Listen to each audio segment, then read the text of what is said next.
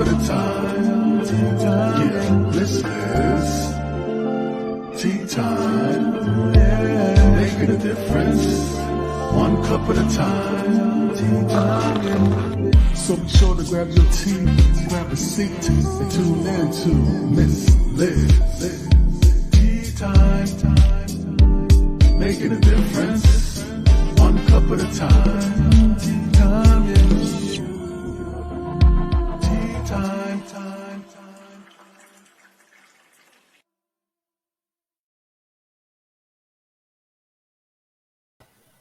Well, welcome. It is tea time again. That's right, Miss Liz in the house here tonight. And it is an evening tea time. So tonight I am joined with Annie Chiappetta, and she will be sharing on the incredible work that she's doing. She's an advocate, she's an author, she's a multimedia specialist. She's a woman with many talents and traits. So I'm just going to do the little disclaimer and then I'll do some of her bio and then we will bring her into the studio. So, disclaimer for Miss Liz's Tea Times live shows. Miss Liz myself is going live using StreamYard. Before leaving a comment, please grant StreamYard permission to see your name at StreamYard.com. Please be advised that the content brought forward for any Tea Time show hosted by myself, Miss Liz, is always brought forward in good faith, however, may bring forward dialogue and opinions that may not represent my platform. The facts and information are perceived to be accurate at the given time of airing. All Tea Time guests and audience participation are responsible for using their good judgment in taking any action that may relate to the discussion. The content brought forward may include discussions for some where they may be emotionally at risk. It is significant to know that this show is engaging in discussion form only to offer and inspire awareness and connection and is not providing therapeutical advice. If you have any questions about this disclaimer or the panelist discussion, you may freely contact me, Miss Liz, at my email at bookingmissliz@gmail.com. Moving forward, should you choose to voluntarily participate in this show in any aspect, I myself, Miss Liz, welcomes you. Should you decide that this show is not for you at this time, I respect that choice and I will see you at a future show in the future. So now a little bit on the incredible guest that I have joining me tonight for tea. And boy, does she have an incredible story. So a little bit on Annie Chiappetta. She's an author and multimedia specialist, making meaningful connections. The author of 5 fiction and nonfiction books. Annie's poems, creative nonfiction essays, and fictions are featured in anthologies, online magazines, blogs, and small press reviews. And he's excited to be the new host of WDOMI Chats and Connect podcasts and hopes to bring an increased audience and appreciation of the meaning of the word disability. With energy and wild open lens, Annie is also a co-host of Friends in Art of ACB Art Patrol podcast. Prior to the pandemic pause, Annie visits schools and organizations in Westchester County presenting a disability awareness and people with disability programs to K and 6th grade students. For more on Annie's, you can check out her website at anniechiappetta.com to purchase her books, listen to her poetry essays, and view video performances, or to request Annie as a guest speaker. For furthermore on Annie, you can check out her full bio on Miss Liz's Tea Time Facebook page or LinkedIn. And I'm going to bring Annie in so we can have some tea together. So welcome, Annie. It is nice to have you here. Hi, Miss Liz. Thank you so much. This is wonderful. How are you? I am good. And yourself? I am well. I'm happy because it's not 85 or 90 degrees and so hot you can't help it. It's a nice breezy day today. It is a nice day, isn't it? Yeah, it is. So a little bit more on you, Annie, if you'd like to share with the viewers and listeners out there tonight. Sure. I've been writing since I was a little kid, and I've always been interested in the arts. I'm a creative person. My mind's always going. When I grew up in a little town in Westchester, I had vision. I had, thick glasses, but I could still see. And then eventually, I lost my vision due to retinal disease, and now I'm almost functionally blind. But it's been 30 years, and I've had a blessed life. I have a wonderful family, and I've been able to help other people in my career. And now here I am. I was able to retire a little bit earlier than expected, and it was like a windfall for me personally and creatively. And I've been pursuing my writing and my creativity, and making connections with other people, and just moving forward. So I've really had, you know um, a pretty rocky start in my life, and now it's turned out to be a benefit for me. So I feel like I have some of the tools and skills that I need to just help myself and then help other people as well. So when did you start writing, Annie? I started writing seriously in college because everybody knows that when you go to college, you have to write a lot, right? Doesn't matter whether you take biology or whether take economics, you've got to write a lot. So that's really how it started. I was writing poetry as a way to cope with my vision loss, but I really wasn't doing more than a few poems a month and stuff like that. My interest in writing really blossomed in college, and then I got some really great mentors. And those people encouraged me to keep going, to keep digging, to keep learning, and to keep reading. And I did. Didn't let it stop me. There were times where I was like, "Oh, I can't. There's no way I can get better." And then someone would encourage me, and I would get better. So, um, don't I would say to people, don't ever give up. If you want something bad enough, you'll find a way to keep going and achieve it.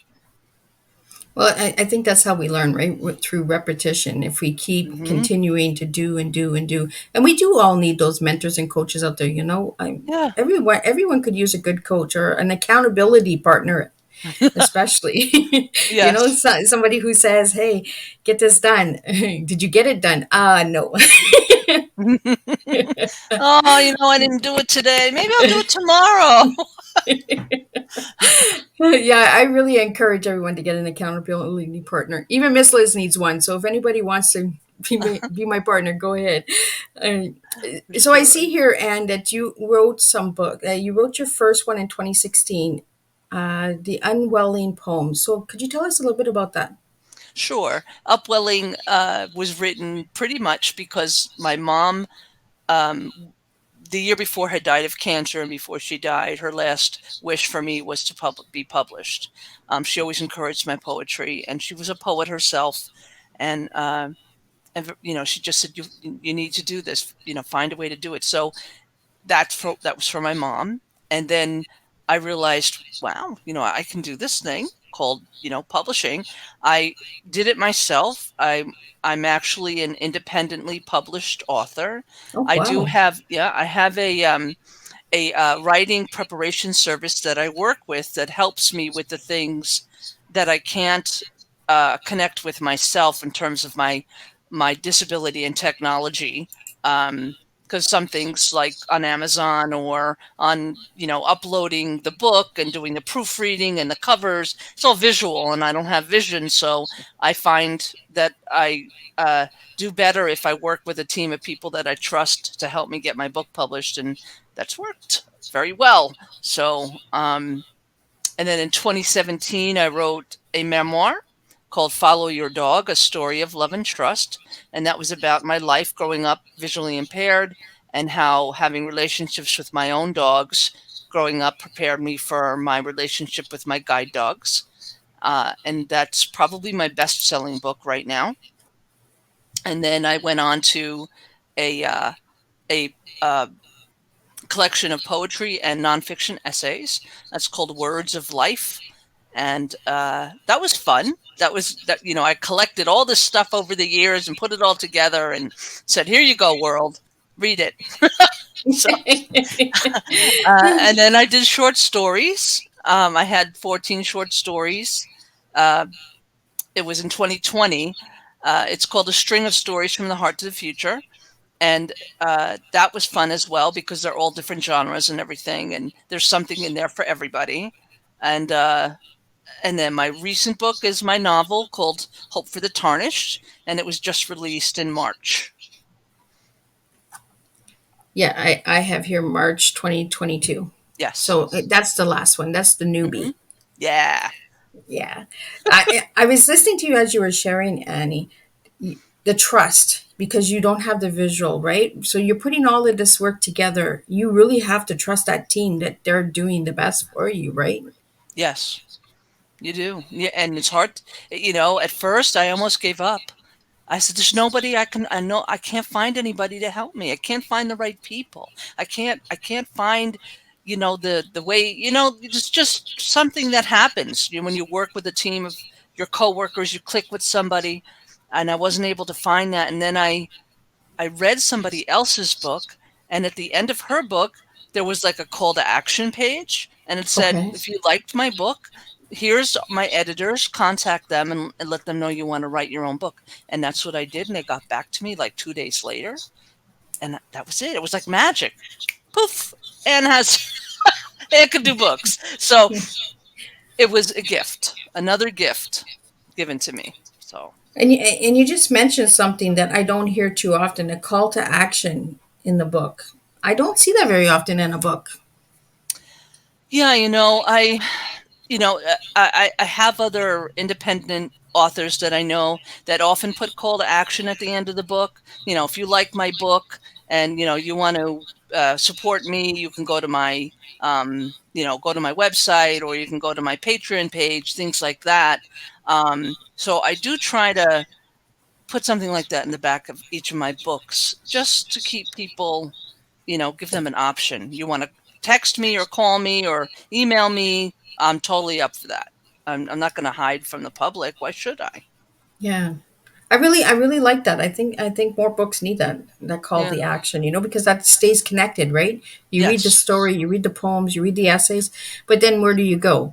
You put the book down or you pass the book along, but having a call to action, you can actually reach out to the author and get to know the author a little bit better. I really like that, Annie. Thank you. Thanks very much.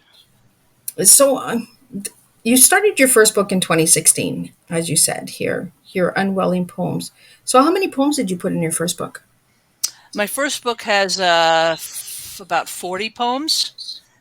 Uh, and then the Words of Life, which is a combination of poems and essays.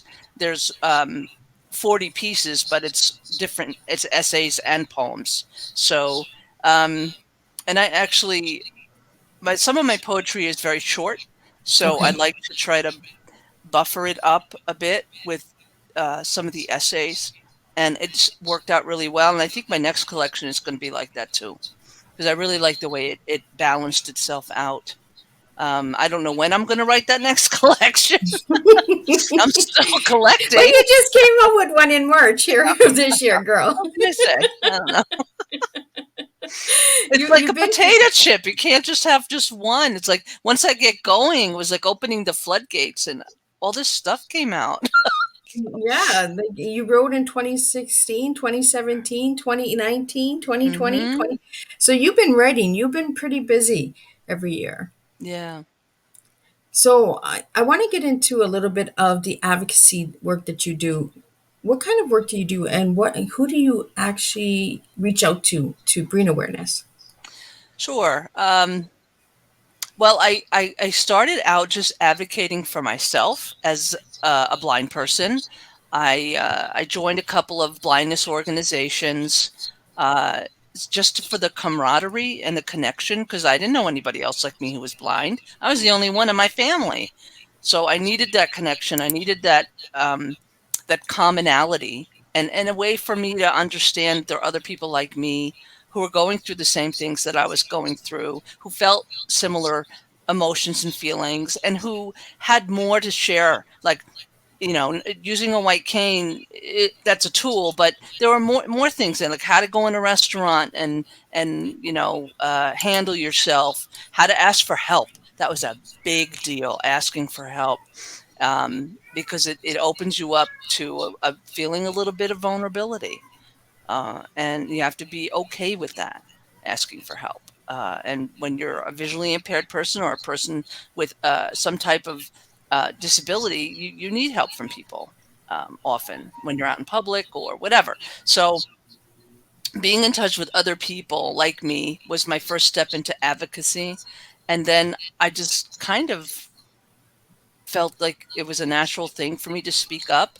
Um, and there were times where if I was, for instance, if I went into a restaurant with my guide dog and the person would look at me and say, no, you're not allowed, I would need to advocate for myself. And at first it was hard, and I would get really angry and very like emotional about it. And then as I taught myself to stay calm and be knowledgeable and know when to just say, okay, I'm backing off, I'm not coming into this restaurant, or no, I'm not going to back off, and I'm going to let you guys know what the rules are. um, it helped me grow personally. It helped me become a stronger person, a more empathetic person. It helped me help other people develop those soft skills. And I'm a therapist by training. And I thought, I knew it all, being a therapist and having a master's degree, but I didn't know anything until, you know, I walked into that first restaurant with my guide dog and was told, no, we don't want you. You have a dog, get Wow. out of here. That was horrible, horrible experience. Um, and I had to learn how to balance that with the skills that I needed to just live my life. And then, I started talking to other people, and we all started a group together. And now our group goes out to help all different people. We give presentations to children. We before COVID, we were going into some of the nursing homes and just telling some of the visually impaired residents, yeah, we feel the same way you do, and these are some of the things you could do to help yourself, and giving them some advocacy skills and some independent living skills. And so that's how it all started. It's very organic for me. It doesn't, I don't, I don't like, I have a list and I have to get you. No, it's like, oh, okay. Somebody asked me to come speak on something. I say, all right, I'll come talk, and then I'll go talk. you know, that kind of thing. So So, how old were you when you got your first guide dog?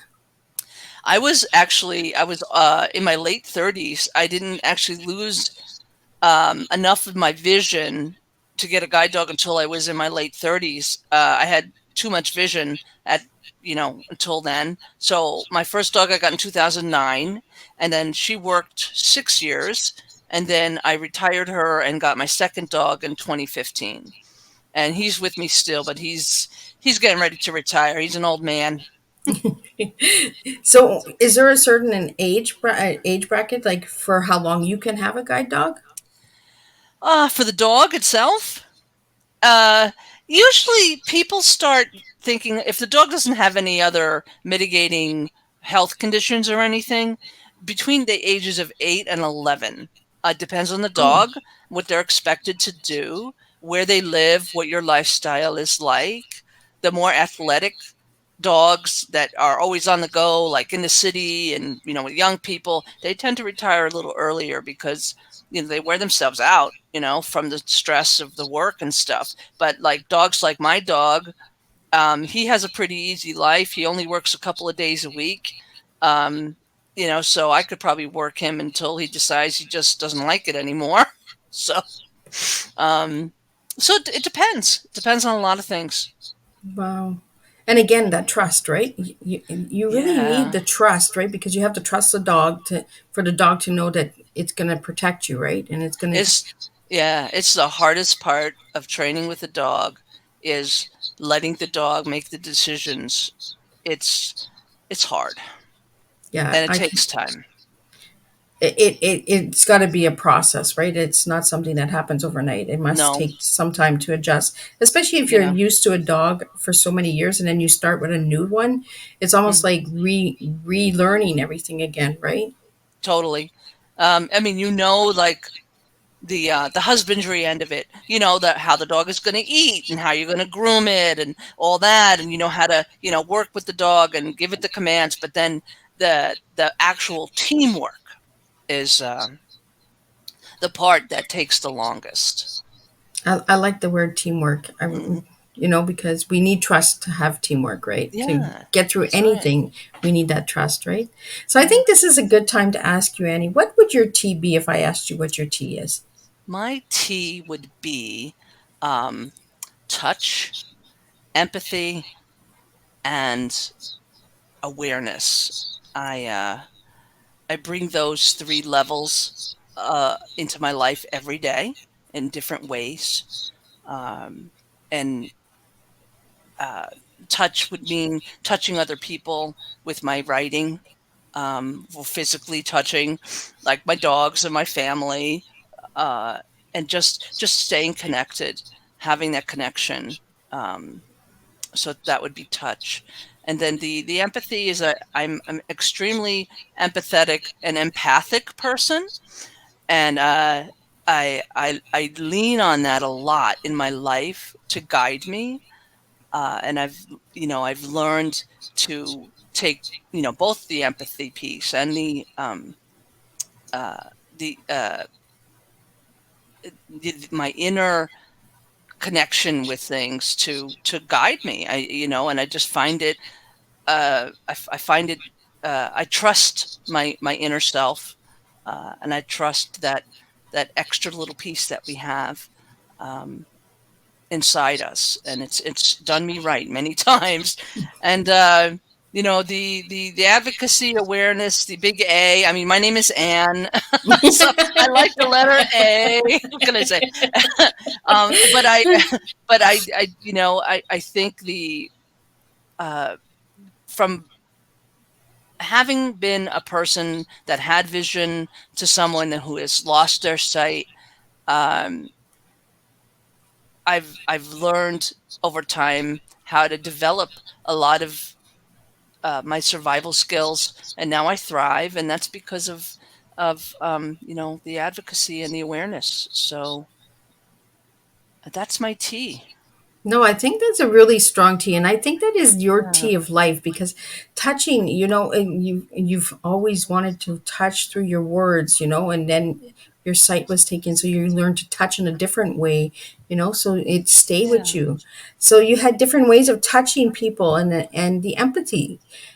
I honestly see that with you in the present, and because you're really open and wanting to share different with people and showing them that that you do matter just because you have no you're losing your sight, and that you can still make a difference, you can still impact people's lives, and that Yes. and the awareness that yeah, that's you, that's you all the way, that's the triple A, like you said, and advocacy, awareness, that is truly you. And I see you doing that in the future for a very long time, bringing awareness to incredible things, you know now, you also Thanks. mentioned that you speak to children in grade K to grade 6. I'm guessing kindergarten to grade 6. Yeah. Our county has a people with disabilities department, or Okay. and one of the women that works there asked me about 10 years ago, would you be interested in coming into classrooms and talking about your disability? And I said, sure. Um, so what we do is we do a disability awareness program, and I come in with Bailey, my guide dog, and talk about being visually impaired.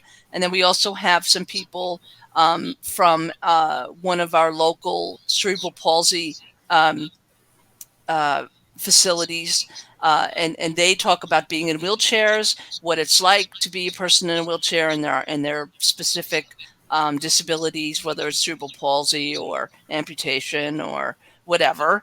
And we all get together and we sing a song, and we get these kids interested in not being afraid to ask questions. I love that. Questions are good. Questions are healthy. Questions are important.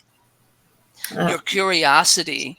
I want these kids to be curious and ask, and so it has been going pretty well. And now we're doing bigger, older kids in their disability awareness programs around the county. These are in public schools, in private schools. So it doesn't really matter, where the kids are, being educated. We go anywhere. And when I get to do the larger audiences with like 120 kids in an assembly and stuff, the energy is amazing. And I got to tell you, when I finally start talking and every single eye is on me, it's like an awesome feeling. It's like the touch, what I talked about, like that connection. It's it's like magic, and that's Right. why I do it. Even though you can't see, and you can still feel the touch of the eyes, right? Yes, yes, yeah. So for all the listeners out there, the viewers that are listening or that will watch the replay later, could you give them a little example of what the touch of the eye means? The touch of the eye. Well, that means a lot of things to me. But like in that instance of being on stage with all those eyes on me, I feel that I'm giving them a gift, and they're giving me a gift in return. They're giving me their attention, their words when they do speak, and their curiosity comes from the heart. They really want to know what it's like for me. They might ask me things like, "Were you scared?" or "Is it hard?" or "Do people treat you?" Mean, and things like that. And those are the conversations that I have, like, a lot with a lot of the older kids. But also touch and the eye means, when to me, it goes back when I was a therapist and I would be in the room with somebody in intense emotional pain, and even though I couldn't see them, I felt like my inner eye could still see them. And I know it sounds a little bit, uh, you know, out there in terms of, people may, okay, that sounds a little like, woo-woo, but it's Actually, true. it makes a lot of sense because even when you have your eyes closed, for anyone out Yes. there who would just like to try this, if you just close your eyes and you have the person in the room with you just look at you, I'm sure you can feel them looking at you. Yeah. When we just close our eyes, sometimes we can feel the third eye, and it's not a wooey wooey. It's Mm-mm. actually the sense of the mind It's and the just, body yes. connection, and that's why I wanted Yes. you to share that, Annie, is because for the children out there that are listening and the adults that are listening to the show tonight or the replay, the importance of our sight, the importance of paying attention. Annie, you do incredible work. You bring a lot of advocacy and awareness, and you still, what really truly inspires me is the writing, putting all that faith and trust into other people to put your work out there, you know, Hmm. the trust. Trust is a Yeah. huge thing for me, Miss Liz. So Okay. I, I'm just like, how do you trust someone so much that you give them that faith, right? You have the faith to believe in them that they're gonna do well for you, so Yeah. Yeah. you're really teaching me something tonight, and Well, that like, that trust is part of your tea, I guess, right? yeah, Yeah. yeah, And it's something you develop over time. It's something um, that I know doesn't come easily. I Working with trauma uh, patients in my work when I was with the VA, there would be people who would say, "Yeah, I trust you," and you knew, like, no way. yeah, Like, they're yeah, saying it, but they're not feeling it. yeah, And then there were people who would hold back, and then there would be that key moment where you knew that you yeah, made that connection with them, and they didn't even have to say it. You just knew yeah, it. Um, and then staying with that, um, and how different levels of trust come with different people and different situations. And like with my guide dog, the level of trust with Bailey is only another person who has a guide dog or working dog will understand how I feel about him. I mean, I know it sounds a little bit trite and maybe overused, and but it's true. Only Yeah. someone else who knows, who understands working with a dog like Bailey will get it. And I can, and I'm hoping that when I write what I write, it helps other people understand that connection, so they can maybe open themselves to something that they maybe have been blocking, or that's what I hope about my writing, that it helps people explore and be curious about themselves too. Well, and you're actually teaching me a lot tonight, and because I say it all the time, unless you go through it, you cannot understand it. You can say I understand, but you don't. Unless you live Mm, it, unless you're experiencing it, you truly don't understand it, you know? yeah. And I don't think it's oversaid or anything. It's the real truth, right? The truth is, unless you live it, you do not understand it. You do not know it, but you could Mm, try to understand a little bit and try and be supportive of the different ways and the different traits and patterns that we do, to mhm, survive and to get through. And trust is a big thing. And you're really showing me a lot with the word trust tonight, Anne, because you're trusting mm. me to be on tea time, and you're trusting to share your story with me. So I really want to thank you for that. I'm really honored for that. I want to get into your poetry and your essays. Do you have a favorite one out of all of the work that you've done? Why'd you have to ask that question? That question is like, um, They're all my babies. they're all my babies. They're all my favorites. Everyone is the favorite. I think my some of my favorite poetry is the poetry that I wrote about working with my guide dog Verona, because she was Okay. a very special dog, and um, I wrote I wrote a couple of poems and one or two essays with her in mind, and um, those are really, and sometimes when I read them aloud, I still get verklempt. I still get all like choked up, and that's how I know they still mean so much to me. Is that I read them and I'm like, oh, hope I can read it. What Um, was I thinking when I wrote this one? right? It just makes me emotional. It makes me so like, oh my god. So those are my favorites. I really like my short stories. I don't know if anybody else does, but I really like writing lots of short stuff. And uh, I have some of my favorite short stories in the collection, and I'm hoping that I have another collection at some point soon. So yeah, but and I like writing haiku. I don't know if I'm any good at it, but Oh, I I've find never that heard of that.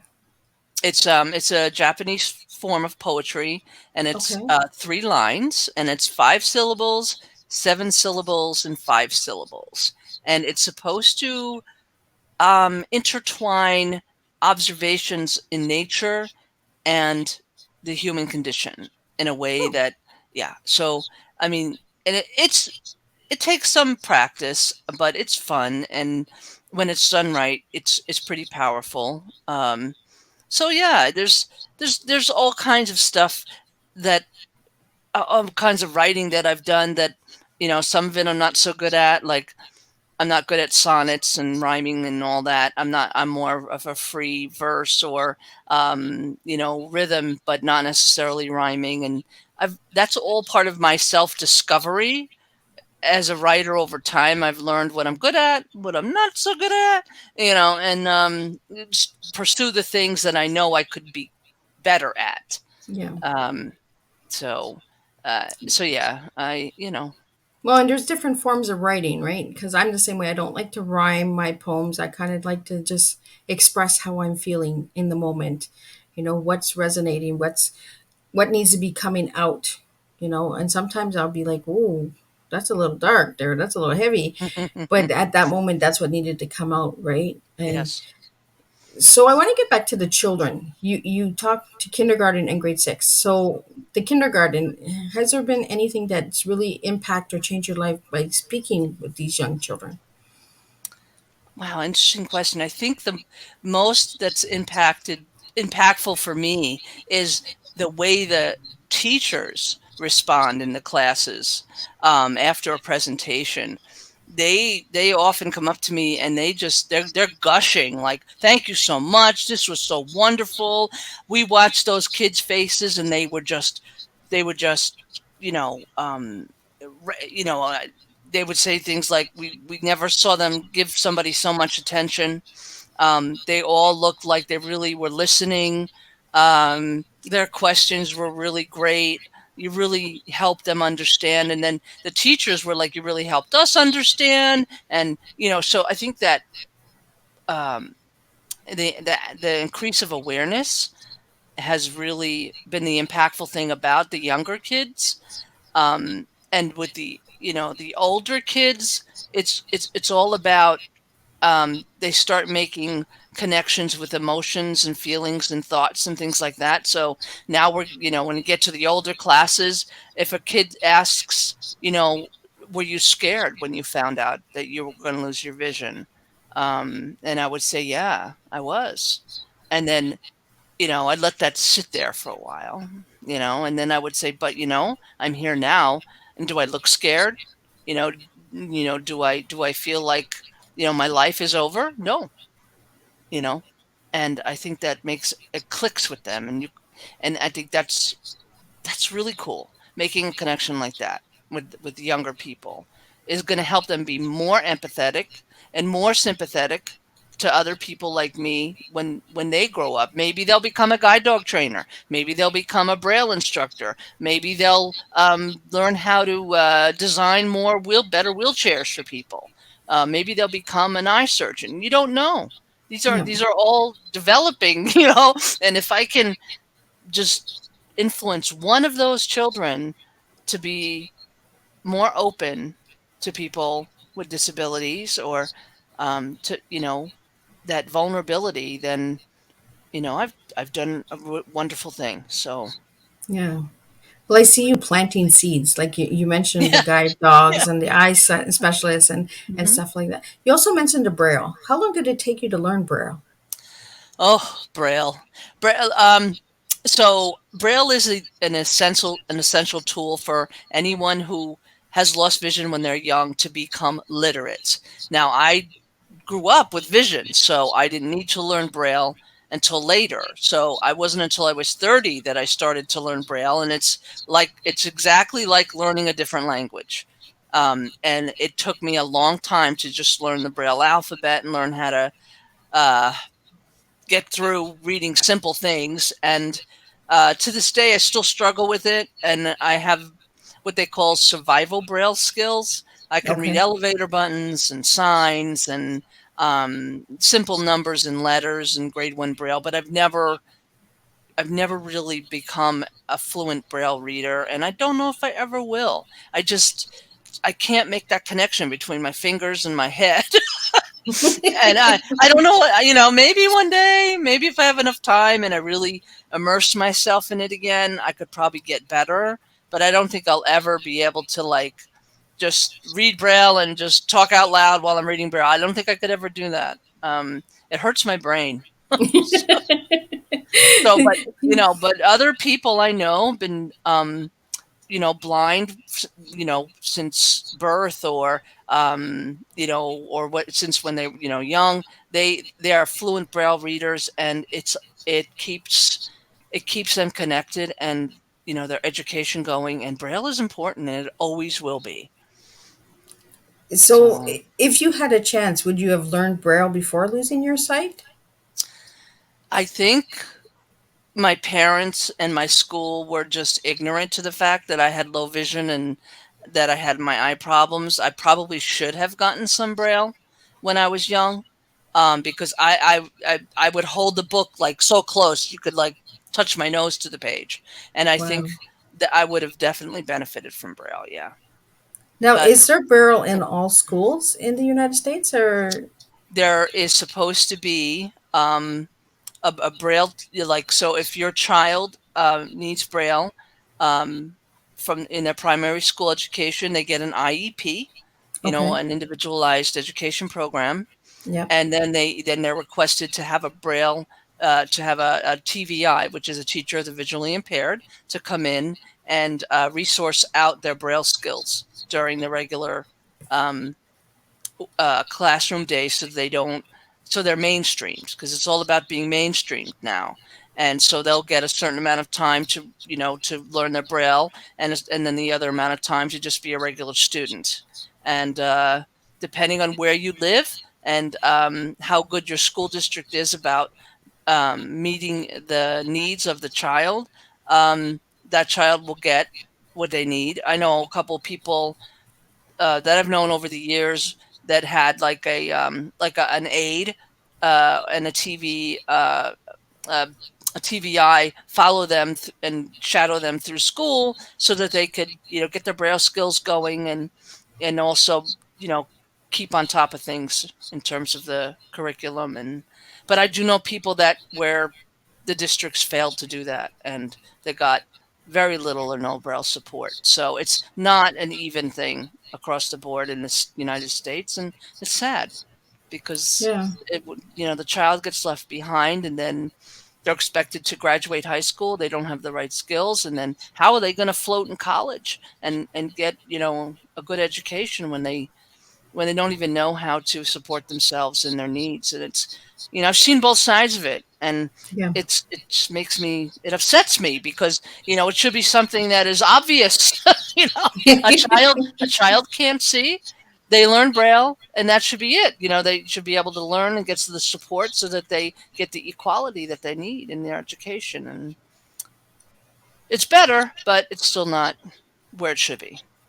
So, as an advocate, what changes would you like to see made in the school systems for Braille? Well, part of it is that the teachers themselves are very scattered. It's Okay. not. I don't think being a teacher of the visually impaired, an orientation and mobility instructor, um, pay well, so it's not an attractive um, uh, professional. Uh, so they have to really want to be one of those people. It's like a calling, like a nurse. Okay. Um, and I think that's part of it too. You know, they're just and a lot of it is um, sporadic. Like, there might be schools in districts that have no visually impaired kids, then there might be school districts that have many of them, and so I don't know. I don't know what the answer is. I just know that we need a better system all across the board, that brings the support into the schools when it's needed, in a timely way. And um, sometimes it doesn't work, and I think when it doesn't work, they should be held accountable. Exactly. I feel the same way, if we can make a change, even if it's one extra school who has Braille, well, Yeah. one school at a time, one district at a time, we really do make a difference when we just start doing it one at a time. We don't have to do it all at once. Let's start little and build it up, but one less Yeah. school, one less child, suffering because they don't have the right services or the right classes. I Yeah. also noticed in your resume, in your resume, in your in your bio. There we go, Miss Liz spilling the tea. I'm just, but I just noticed in your bio that you work with the veterans. Is What do you do with the veterans, Anne? Well, I've retired from doing work with veterans, but for 10 years I was a trauma counselor, Okay. uh, for um, for veterans coming back from deployments, and I worked as a family therapist in my capacity with them. Excuse me, with veterans and their families. So often that would mean the veteran would come back and would want to reacclimate into regular,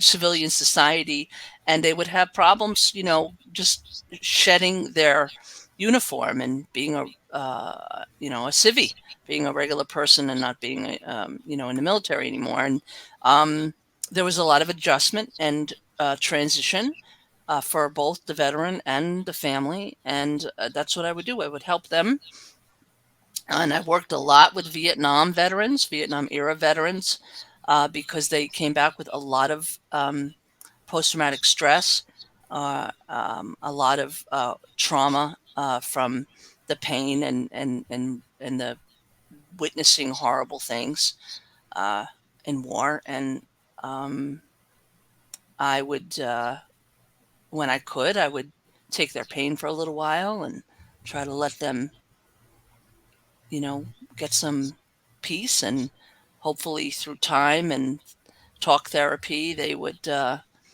learn how to manage their trauma or their post traumatic stress or, their medical issues or all of them together. Often, um, it was a lot of comorbidity going on between, physical um, pain, from being injured and more, and the mental issue um, from, witnessing all those horrific things, and then just learning how to be a person again, and not just be a reactive um, emotional mess.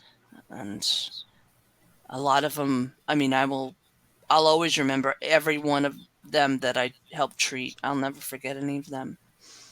Um, You really have impacted a lot of people's lives, by showing that you can still continue on and show the empathy and have that support and understanding for others, you know, even with the Thanks. children and the veterans and, your family and your coworkers that you work with when you're writing these books. The empathy shows deeply in your work, and I really want to thank you for that, because it takes a good person and it takes a lot of work for empathy, especially in this world today. We are lacking empathy, and you have really brought a lot of it to the table tonight and shared it with the guests and the listeners out there. Now, you gave me the word intuitive for the one word that would describe you as a person. What does that word mean to you? Oh, intuition. Wow. Intuition, that's what it Yeah. is. Yeah. So, um, intuition with me would mean knowing my friend was going to call before the phone rings. That's one of the things that happens to me a lot. Uh, Sometimes in my dreams, I'll dream something is going to happen and then it will happen. So those kinds of things. But it also means, going back to that trust. Like if you have if you're intuitive and you understand who you are, how you think, how your feelings and emotions and and your emotional intelligence can help you um, just uh, manage your life, uh, and and that flows over into helping managing other people in your life when they need it, helping them out and giving them your sense of interest, and really being listening and really hearing people and their problems and stuff.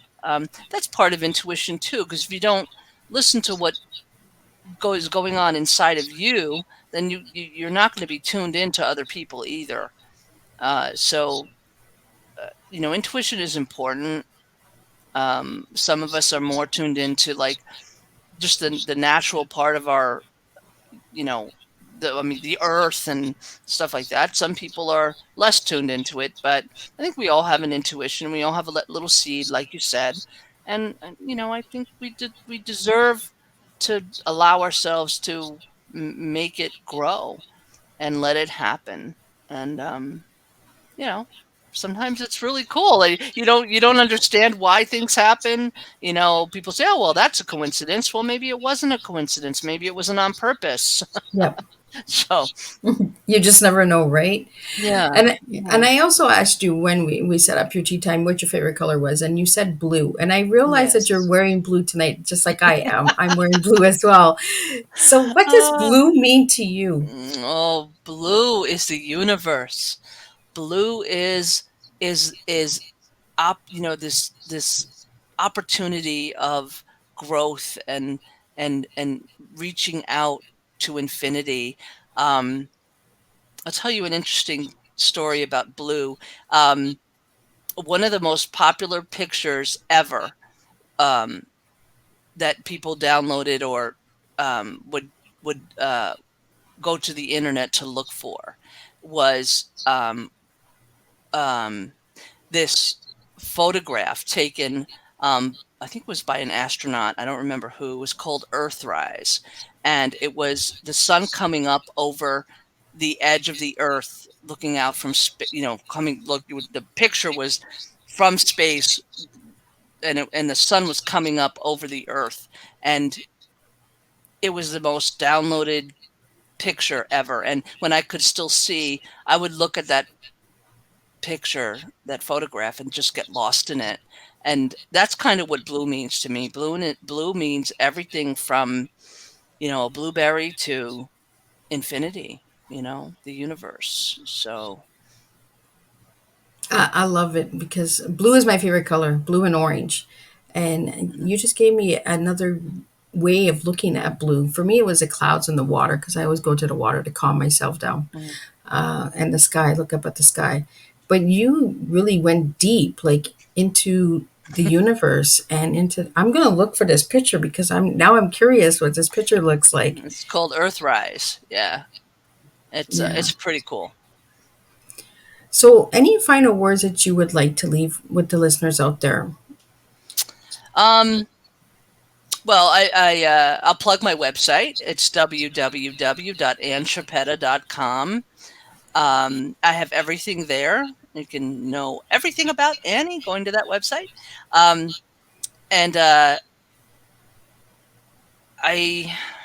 what do I want? I just want people um, to be able to share this. And if anybody wants to get in touch with me, all my information, is public. You can find me on Facebook and Twitter and all that good stuff. But I think more of this kind of uh, get together between two people and the sharing and the opening is really what I've been looking for.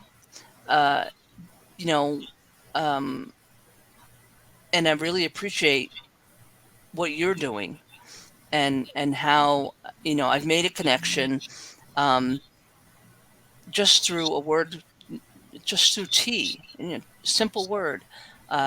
Words are important. Um, Words help us connect. Words help us heal. Words are a part of the human condition and who we are. And I'd like to thank everybody for listening to me. And, um, if you'd like to read my books, that's great. Um, but I think just to keep going and keep connecting with one another and um, finding ways to expand our awareness and be kind and you know Well, before we wrap up your tea time, Annie, I want to get into. I just noticed that I forgot something here, the thoughtwheel.com. Could you tell us a little bit about that as well? Sure. Thoughtwheel.com is my blog. I usually blog once or twice a month. I usually have just, lots of different kind of stuff. I could always use more followers on my blog. I talk about life. I talk about what it's like being visually impaired. I talk about my dogs. I talk about my husband. And I put some poems up there sometimes and, all of my media sources. And I have a newsletter I do once a month that's up there, as well. And I use Thought Wheel as a way to just put my thoughts out there. I try to keep it, interesting, and it's not high traffic, so you're not going to get bombarded with all these things. But yeah, it's Thought Wheel is just a way for me to let people, see who I am. Well, thank you so much for sharing tonight, Annie. I really appreciate having you here. And I really like that you said that we need more open dialogue because I'm a firm believer that we need to start having the conversations. We need to start sitting down one on one and having that open conversation and understanding a person, understanding what they're going through and not be so quick to judge that what we don't understand. So I really want to thank you, Annie, for joining me tonight on Tea Time and for sharing your tea, touch, empathy, and awareness, a really strong, powerful tea. And for anybody who would like to know more on Annie, you can check her out on her website, or you can check out Miss Liz's Tea Times Facebook page. All of her information is there. All of her detail is there. For anyone who's listening to the audio of tonight's Tea Time, all of it will be in the description box, so you can find all of that information there as well. And for all the listeners and viewers that tuned in tonight, thank you. I really appreciate your support. And I will see everyone on July 14th for 2 tea times. That's right. I'm doing 2 that day. So I have one in the morning and one in the evening, I believe, or afternoon. Is it the afternoon or evening? I'm just checking here. In the afternoon. So we have one at 10 a.m. and we have one at 3 p.m. And that day we will be speaking on education with Germana from the United States. And then we will be speaking with BJ Taylor, and she'll be talking to us about the border control. So she has some border stories that she'll be speaking to us about on the Mexican border and the United States border. So that will be interesting. It may be triggering. So again, if the show is too hard for you, please do not tune in. I will not be offended if you don't tune in. I'm not here to trigger anyone. I'm here to only bring inspiration and awareness.